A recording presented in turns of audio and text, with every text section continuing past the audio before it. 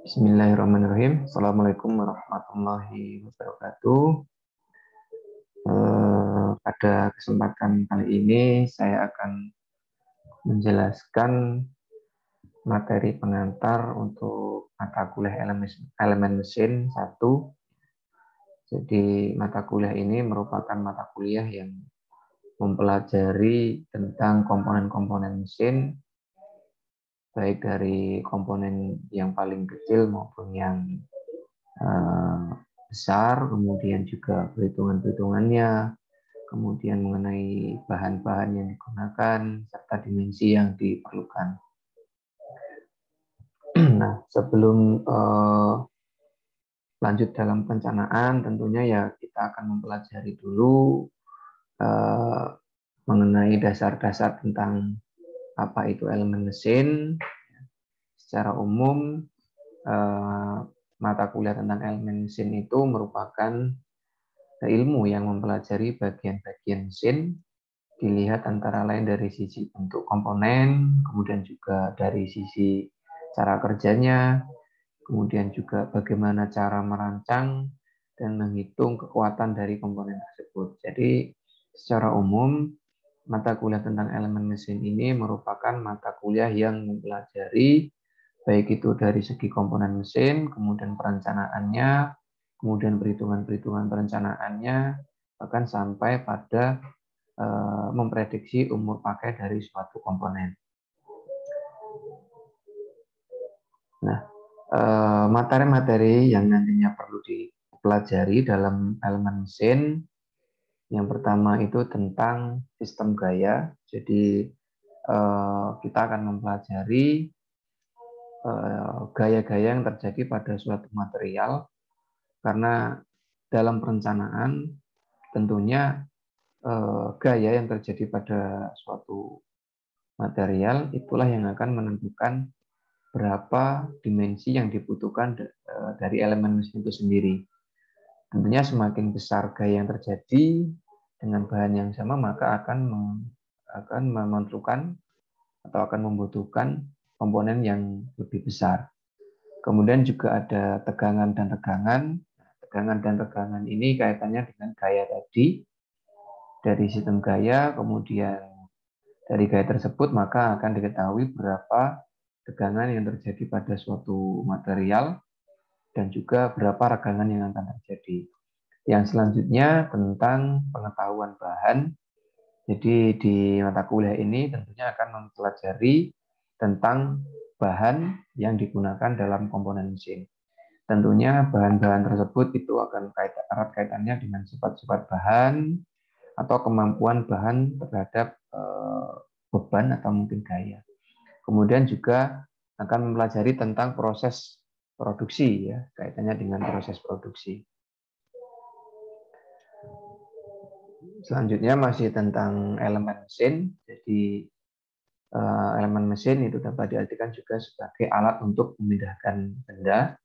Jadi konversi atau sebagai alat untuk membantu manusia, tentunya manusia dalam pekerjaan manusia atau mempermudah pekerjaan manusia. Tentunya dalam melakukan pekerjaan tersebut, ya, suatu mesin pasti erat kaitannya nanti dengan efisiensi, ya, baik itu efisiensi mekanis, kemudian efisiensi termis, ada efisiensi hidrolis, dan juga ada elektrik atau elektris.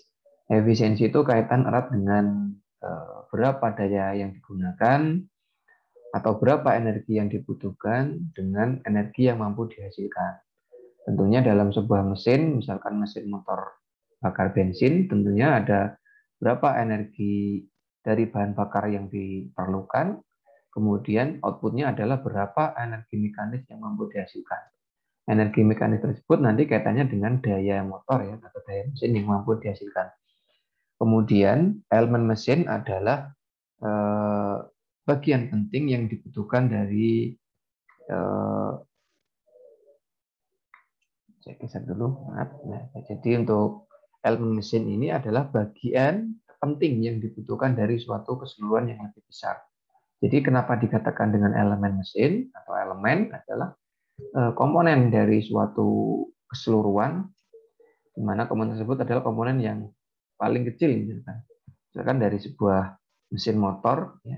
Mesin motor mungkin komponen paling kecil mungkin dari seperti baut, kemudian juga pasak, kemudian juga ada poros. Nah, itulah yang dikatakan dengan elemen-elemen atau elemen mesin.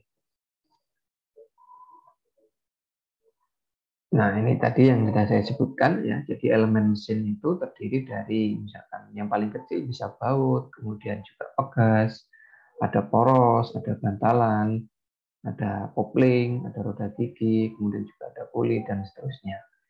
Jadi kita lihat di sini, ya, di sini ada komponen atau elemen-elemen mesin, ya, dari sebuah motor bakar bensin, ya. Jadi ada banyak komponen di sini. Nah, masing-masing komponen ini dikatakan dengan elemen mesin. Nah, di dalam kita melakukan perencanaan, karena kaitan erat dengan mata kuliah elemen mesin adalah melakukan suatu perancangan atau perencanaan dari mesin yang akan kita buat. Nah, untuk melakukan perencanaan itu ada beberapa kriteria yang perlu kita penuhi. Kita harus mempertimbangkan yang pertama dari segi fungsi, fungsi atau pemakaian. Jadi kita mau merancang sebuah mesin misalnya. Ya, mesinnya itu nanti mau digunakan untuk apa? Kalau misalkan mau digunakan dengan beban yang berat, tentunya komponen-komponennya juga akan besar. Kalau misalkan dengan beban yang lebih ringan, ya tentunya nanti kaitannya dengan komponen-komponennya juga akan lebih kecil. Kemudian juga ada keamanan. Nah, di dalam perencanaan sebuah mesin, keamanan itu merupakan salah satu pertimbangan yang paling penting selain fungsinya. Keamanan itu akan membuat pengguna mesin itu akan menjadi lebih aman atau lebih tidak terjadi kecelakaan atau bisa lebih menghindari kecelakaan. Nah, untuk keamanan sendiri itu ada beberapa kriteria.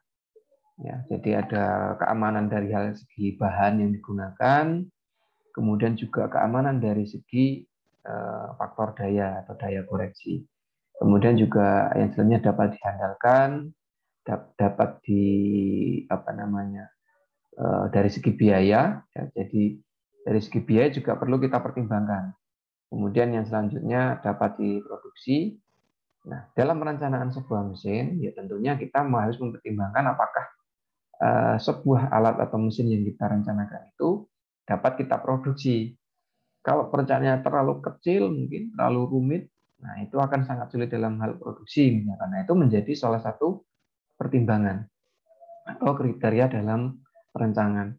Kemudian yang selanjutnya dapat dipasarkan, ya. Jadi yang harapannya alat atau mesin yang kita buat tentunya ya nanti dapat laku di pasaran atau dapat sesuai dengan kebutuhan masyarakat, sehingga alat yang kita buat atau yang kita rancang tentunya nanti dapat memenuhi kebutuhan pasar. Yang selanjutnya, nah jadi dari segi prosedur umum dalam perancangan ini lanjutan dari kriteria tadi atau erat kaitannya.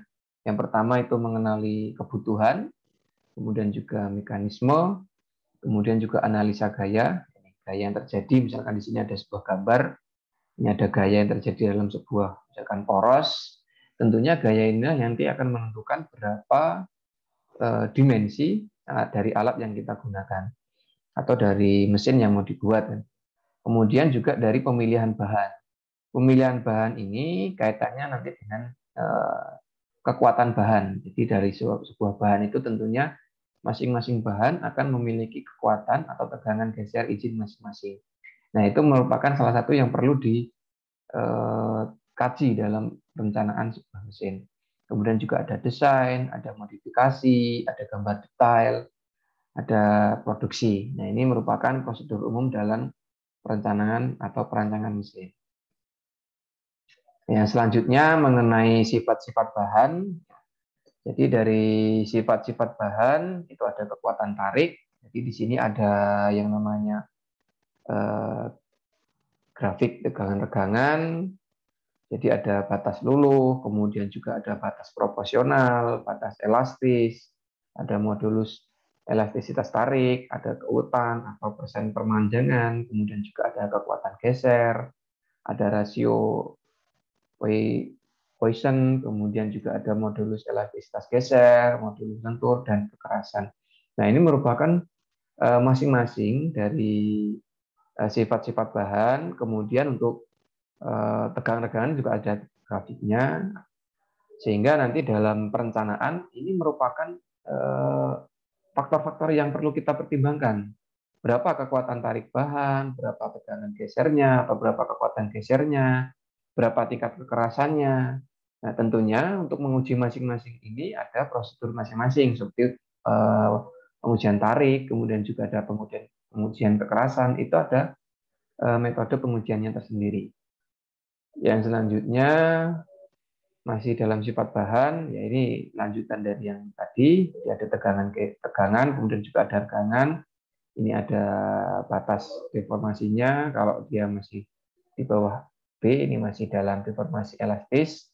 Tapi kalau sudah sampai ke E, ini merupakan deformasi elastis. Ini kaitannya dengan ya perubahan bentuk dari suatu material. Kalau deformasi itu, kalau dia deformasi elastis, maka akan kembali ke bentuk yang semula. Sedangkan kalau dia deformasi plastis, maka tidak akan kembali.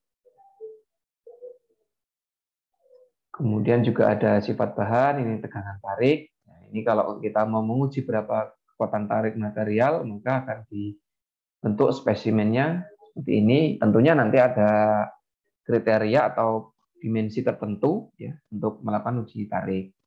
Kemudian dari uji tarik nanti akan menghasilkan grafik tegangan tarik ya, yang dapat mewakili dari karakter bahan itu sendiri. Kemudian juga ada sifat mampu mesin, ada ketangguhan, ada energi impak, kekuatan lelah, pemuluran, kemudian relaksasi. Nah, untuk kekuatan lelah itu biasanya dilakukan uji dengan uji fatigue ya, uji lelah ya dalam pengujian material. Selanjutnya juga ada sifat-sifat bahan yang lain, ada rapat massa, ini kaitannya dengan massa jenis atau rapat massa, kemudian juga ada pemulihan panas, ada konduktvitas panas atau daya hantar suatu bahan terhadap panas, kemudian juga ada resistivitas terhadap listrik. Yang selanjutnya ini sifat-sifat bahan. Dalam sebuah bahan tentunya nanti ada untuk standarisasi, ya, tentunya ada sistem penandaan atau sistem untuk mewakili terhadap bahan itu sendiri. Jadi ada bahan A memiliki kekuatan sekian-sekian, kemudian bahan B memiliki kekuatan sekian-sekian. Kemudian juga ada nilai karbon dari suatu material itu juga menandai sebagai sifat-sifat bahan. Kemudian juga ada sifat bahan yang lain, ada pengalinan, kemudian normalisasi, pengerasan, ada pengerasan melalui penyeluruh, kemudian pencelupan, kemudian juga ada pemampatan atau penemeran ya. Kemudian juga ada pengerasan kulit. Ini berkaitan dengan untuk meningkatkan kekuatan dari suatu bahan atau material. Yang selanjutnya sifat-sifat bahan yang lain ada tentang komposit. Nah, ini merupakan bahan campuran ya, ada penguat, ada juga pengikat. Di mana komposit itu ada memiliki beberapa keunggulan, ya, terutama lebih ringan ya dibandingkan dengan bahan dari logam. Kemudian juga lebih tahan terhadap korosi, kemudian lebih lebih mudah dibentuk atau dicetak sesuai dengan keinginan. Dalam mencetak komposit tentunya ya ada macam-macam bahan yang digunakan ya. Bahkan ada yang pernah meneliti dia menggunakan dari bahan misalkan enceng gondok itu sebagai bahan komposit. Kemudian pembebanan, nah secara umum pembebanan itu dibagi ke dalam dua jenis, yaitu pembebanan statis dan pembebanan dinamis ya. Kemudian untuk pembebanan statis adalah bebannya itu bersifat tetap, baik besarnya maupun intensitasnya, kemudian juga titik dan arah ya. Sedangkan kalau beban dinamis itu lebih intensitasnya lebih berubah-berubah, kemudian juga besarnya juga berubah-berubah, kemudian arahnya mungkin juga bisa terjadi perubahan. Jadi ini merupakan beban yang perlu kita pertimbangkan dalam perencanaan. Kalau di mesin ya tentunya pasti beban dinamis karena getaran dari mesin itu juga bisa menyebabkan beban dinamis. Yang selanjutnya ada macam-macam beban dinamis, ya, ada beban tarik tekan, kemudian beban tekuk, beban puntir, kemudian juga ada beban tarik, beban tekan ulang, kemudian juga beban tekuk dan ulang puntir, ya, ini jenis-jenisnya. Mungkin nanti akan dijelaskan dari dalam materi selanjutnya yang lebih ke contoh, ya, sehingga mudah dipahami. Ini sebagai pengantar terlebih dahulu. Kemudian ini, ya, ini ada beban-beban dinamik. Contohnya dari beban mesin di generator, kemudian juga beban kendaraan, kemudian juga bisa dari beban suara yang ditimbulkan dari misalkan sebuah pesawat, kemudian ada angin, kemudian di sini ada gempa, kemudian gelombang laut, kemudian juga ada bom dan lain-lain. Ini merupakan jenis-jenis beban dinamis. Kemudian juga, nah ini ada beban dasar pembebanan, ini ada beban aksial, ini ada contoh soalnya. Jadi untuk menghitung tegangan, ya di sini ada beban atau gaya, kemudian dibagi dengan luas penampang, ya. Selanjutnya mengenai beban aksial, nah ini contoh penyelesaiannya. Ini mungkin nanti bisa dipelajari lebih lanjut sehingga untuk materi yang perhitungan nanti mungkin bisa di materi selanjutnya. Untuk materi ini kan hanya masih pengantar sehingga ya masih yang ringan-ringan terlebih dahulu. Untuk perhitungan mungkin nanti yang selanjutnya. Kemudian juga ada contoh lagi. Secara umum untuk menghitung tegangan tentunya berkaitan dengan berapa gaya yang terjadi, juga berkaitan dengan bentuk atau ukuran dari suatu materi itu sendiri. Ya, mungkin cukup itu saja pengantar untuk materi tentang elemen mesin. Kurang dan lebihnya saya mohon maaf. Saya akhiri. Wassalamualaikum warahmatullahi wabarakatuh.